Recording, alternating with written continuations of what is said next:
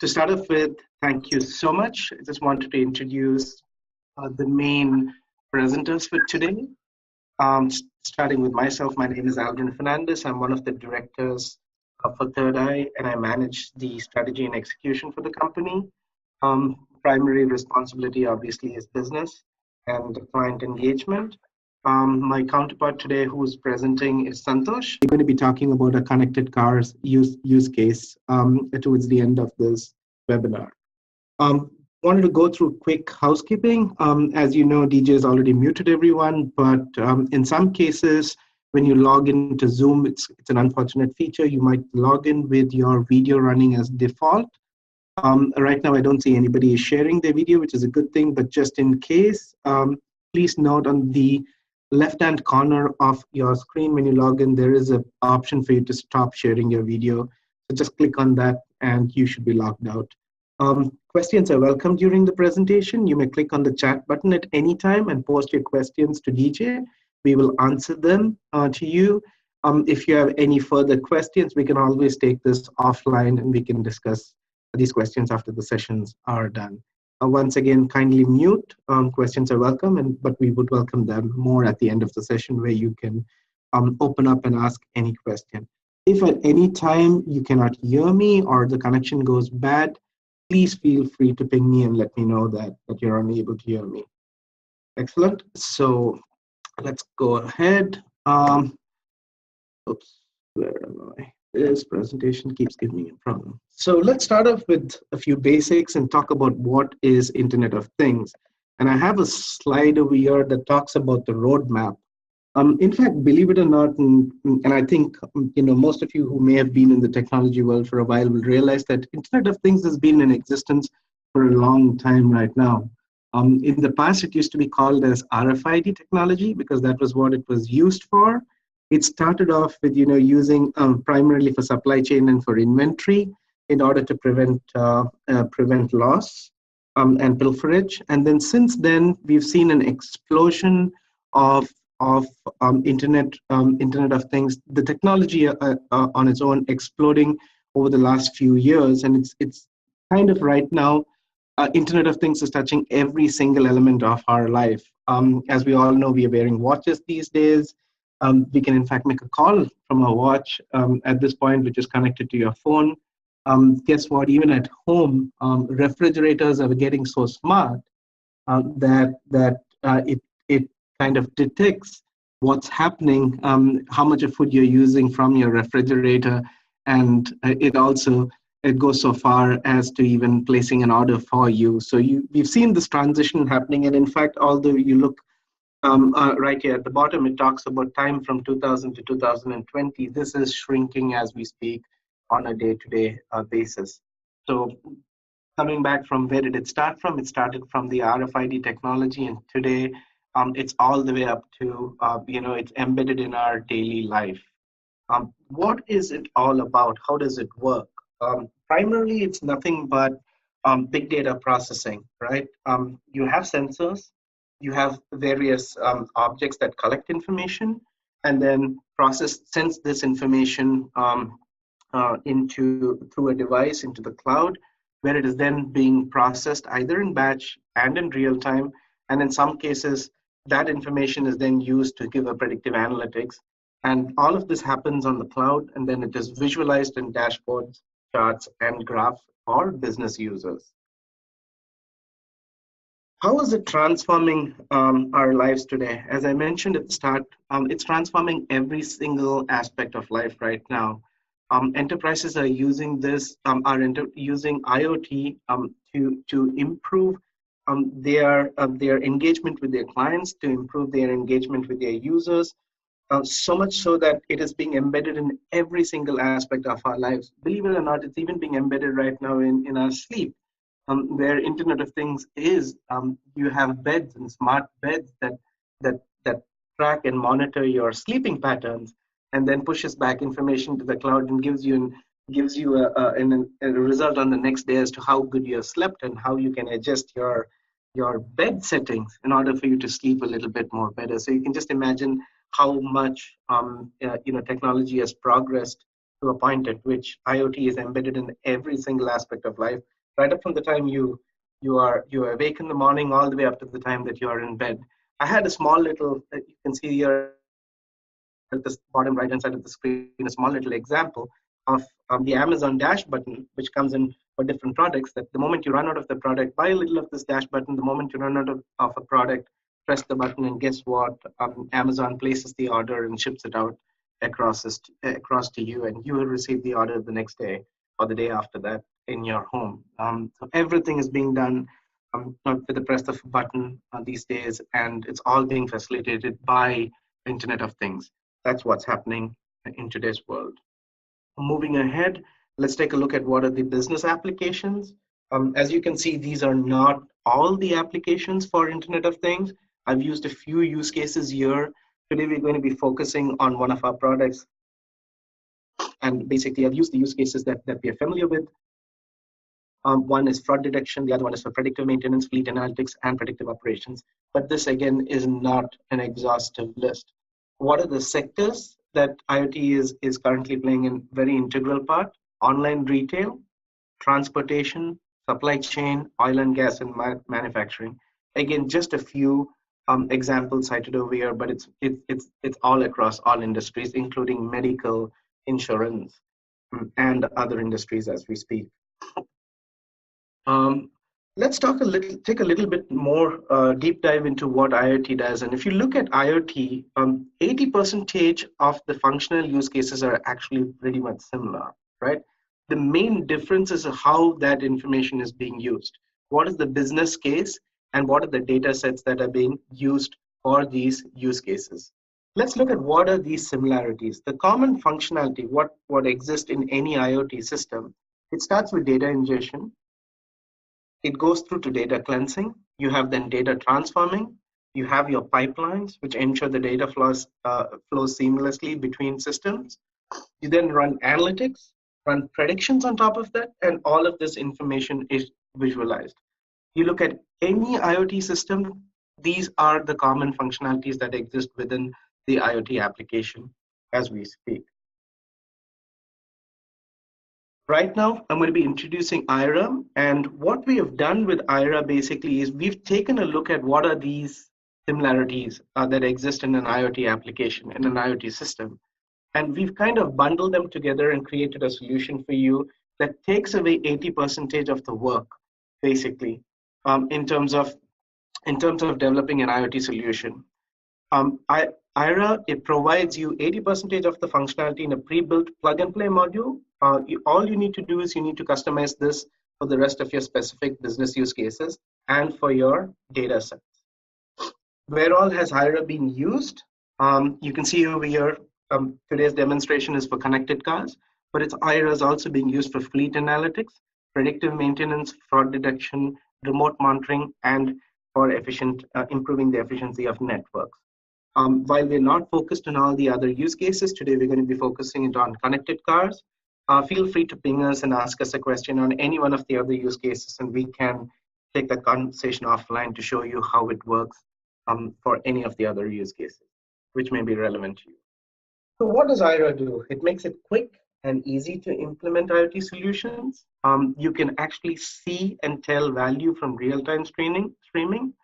And it is a secure bidirectional communication between devices and a cloud-based backend that uses analytics to deliver insights about your business imperatives.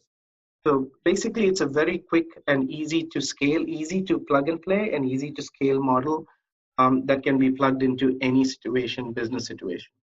Currently, Eyera is on the Microsoft stack. It is packaged as an IoT solution, completely built on Microsoft Azure, but we are extending the services as we speak and branching out onto different technology platforms. More information of this will follow our webinar on what we are doing and the timelines by which it will be available to you. Incidentally, in case you do have a current technology stack and you'd like to talk to us about that, which might not be on the Microsoft Azure stack, feel free to ping us, and we can definitely talk to you about the other stacks that we can customize the solution for you.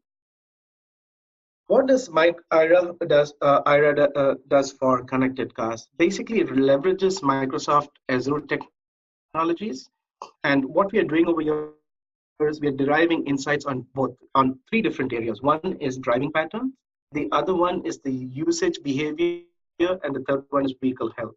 And you might look at this and ask us, okay, what is the use case? Why are you deriving these insights?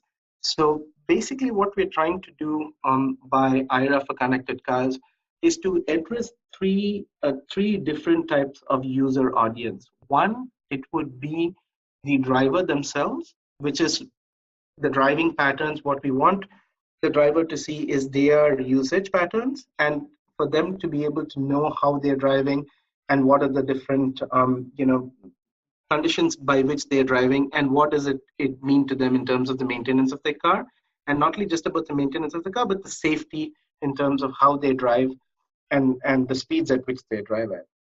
The other use case is basically for the automobile manufacturers to actually look and analyze and see how different drivers are driving. Also analyze and see what's happening within the automobile based on region, based on demographic, based on weather conditions, etc. And then kind of build up predictive maintenance models on that in order to ensure that the life of the car is extended beyond what it currently is. The third reason as to why we are looking at these insights is also for insurance companies. Our intent with the application is for insurance companies to be able to track and monitor how drivers are driving, and based on their driving patterns and their driving behavior, then insurance companies can set up policies that are customized and tailored for drivers based on their driving behavior. Another extension to the use case that we have is it tracks the OBD2 data from cars in real time and analyzes them along with other data sets. OBD2 data is nothing but the compliance data that is required for cars. So this data is also being tracked and monitored through the IIRA for connected cars application. A very quick look at what are connected cars. I think everybody knows what it is, but we have a wiki definition over here. It's a car that is equipped with internet access and usually also with a wireless LAN that allows the car to share internet access with other devices, both inside and outside the vehicle.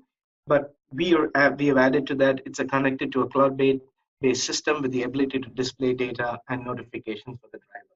But not just for the driver, for the automobile maker, and for insurance companies. How are connected cars smarter? Well, basically what they do is they have sensors, they have displays, onboard and offboard computing, in-vehicle operation systems, embedded wireless systems, and there's a lot of big data analytics and machine learning that goes into the vehicles. Speech recognition and a lot of content management. I very frequently use the speech recognition for sending messages from my car when I'm driving, especially because of the new CA laws. So cars are really getting smarter these days. What are the business models? As I was mentioning to you, one of the main reasons as to why we built the solution, it is the focus is on 3 main areas for the car companies, in order for them to, one, evaluate what are the opportunities, not just at the point of sale, but after the point of sale, look at the driver behavior, driver pattern, look at how they can enhance the driver's experience with the automobile in terms of predictive maintenance, and predicting when things can go wrong, and informing their drivers to come in and to get a scheduled change, either an oil change or a scheduled maintenance that pre-scheduled or scheduled maintenance. That is one. Insurance companies, obviously for them to offer better premium rates based on driving habits. I believe that those who have pretty good driving habits would love to get better premiums, versus those who might be a little bit more rough on their driving, and also to lower the total cost of ownership for the owner with the preventive maintenance. There are many, many more business use cases that can be derived from this solution. The most important aspect of all for us, and for us having built the solution specifically for connected cars, is because it saves human lives. Fewer unexpected breakdowns. People are able to look at their driving patterns. We are able to track and monitor accidents as they may happen. and use that information in order to help and prevent further accidents that happen. Obviously, the solution also extends beyond driver-enabled cars to self-driven cars, and there are many more use cases to come, and many more aspects that we look at improving through our solution. With this, I've come to the end of my part. I'm going to hand the call over to Santosh. Santosh, are you there? Hey, hi Aldrin. Yeah. So Santosh, you can go ahead and share your screen right now, and you can start with the live demo. Okay. Okay. Thank you, Aldrin. I'm going to share my screen.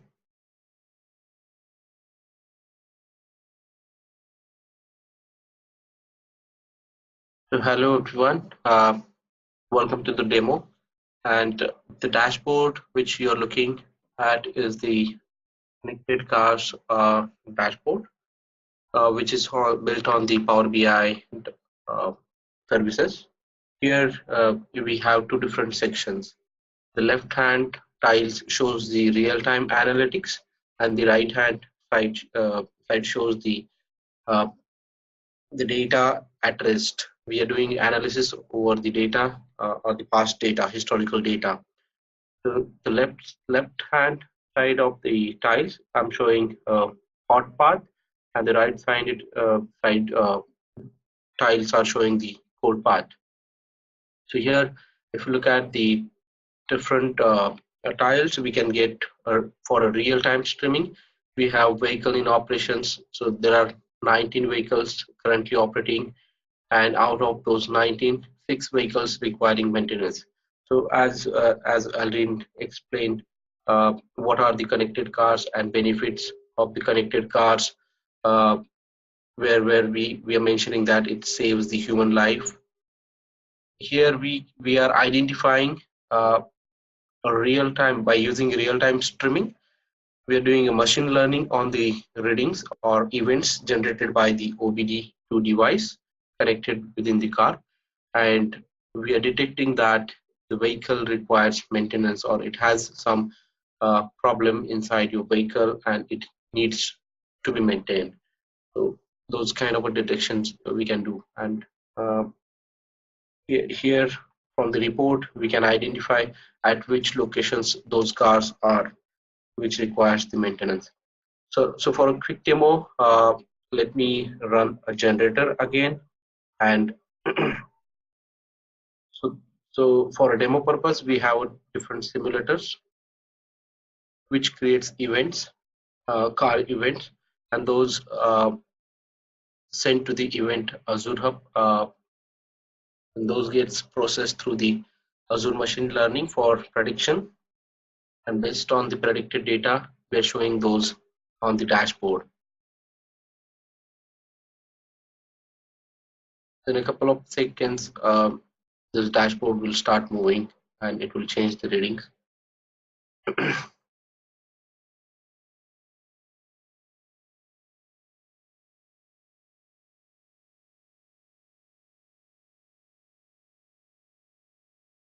Okay, let me refresh the dashboard tiles.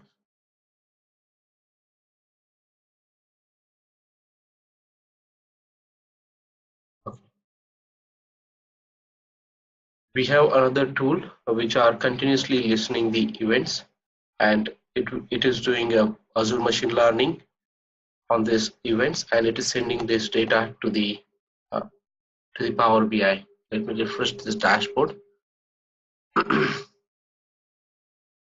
Ideally, we don't have to refresh this. It will automatically change the readings over the dashboard, and user who is monitoring this dashboard will immediately can identify which there are vehicles which requires maintenance and the different patterns of the vehicles which requires maintenance. So this is about a real-time streaming over the events emitted by the car. Coming to the uh, other section, which is a whole part, we have analyzed historical data, historical events from the cars, and out of them, we identified that 2012 vehicles are driven aggressively. 505 vehicles got recalled, and 1133 vehicles are driven fuel efficiently. If we do a further analysis on this, we can quickly identify what kind of the cars are there which are uh, used for aggressively driving. So if you see, sport cars, large SUV cars are mostly used in a aggressively driving, and uh, in pose or to look at the sport cars, large SUV, those cars are,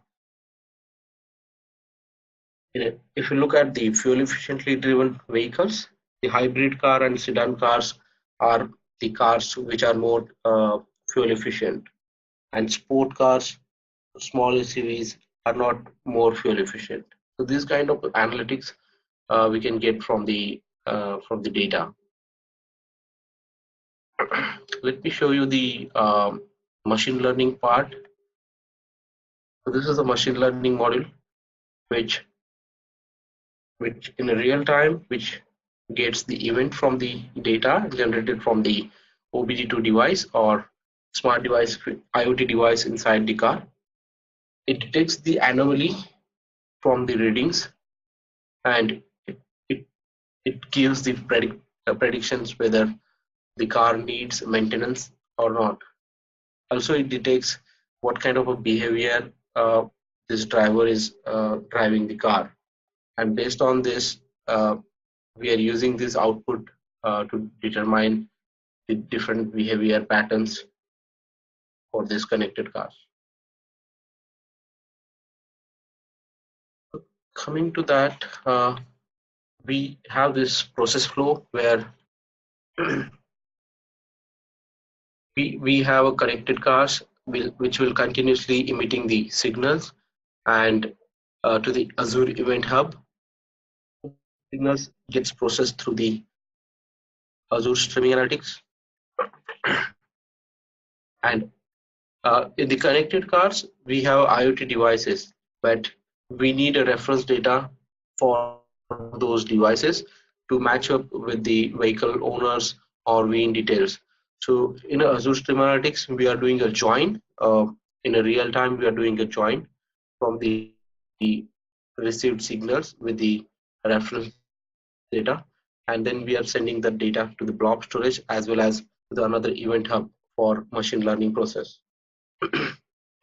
Also, we have Azure Data Factory where we do analysis on the historical data and stores the analyzed data inside the relational data warehouse, and then using Power BI REST API we can use that data to derive the insights.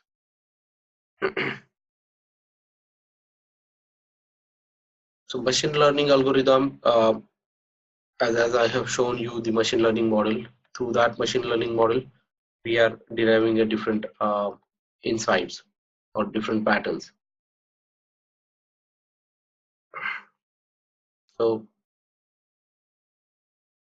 these are the few insights, visualizations, where these are the structures, schemas for the connected car or database structure. This is very similar to the OBD2 schema of what events emitted by the OBD2 as per the connected car standards. So we can visualize the number of count of the cars which are running on the road. Out of them, we can do a comparison by city, visualize them on the map. Also, we have different analysis like average fuel consumption, average tire pressure, oil consumption. So this kind of a visualizations, and we can get a different insights where we can decide whether the car is aggressively driven or not. So we have this constraint where car which are greater than third gear position and speed is greater than 60 miles per hour and brakes frequently. These are the constraints we have trained to the machine learning model to decide whether this car is being driven aggressively or not. So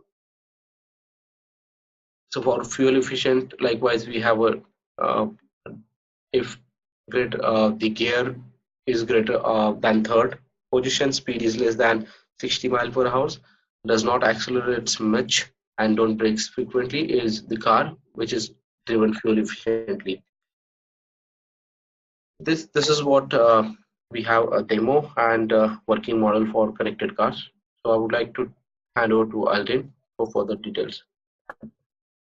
Hey, thank you, Thank you. Santosh, so much for that. As you can see, we are almost out of time. It's 1 o'clock, but since we started 3 minutes late, we have a few minutes more to go through. And let me just share my screens back up again. Um, please, uh,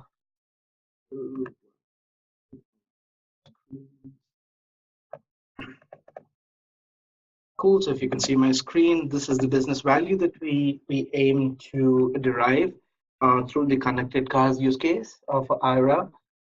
One is obviously performing predictive maintenance, providing proactive alerting, improves the vehicle's owner's experience, lowering the cost of operating, and also for businesses to proactively learn about their customers and driving patterns, helping them to make business decisions that are better.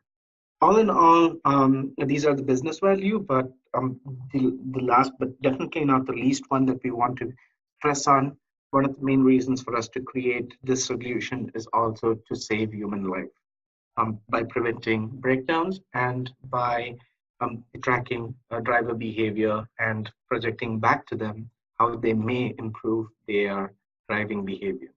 With that, and with us being out of time, I'm going to open up the floor for questions. Does anybody have any question that we can answer?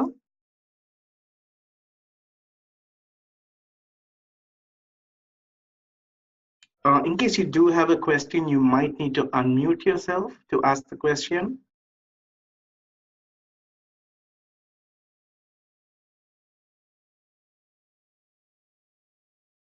Excellent. It looks like we were pretty clear in our presentation. So, hello? Hi, can you hear me? This is Arif. Yeah, hi, Arif. Please go ahead. Hi. So it's a good presentation and an impressive concept.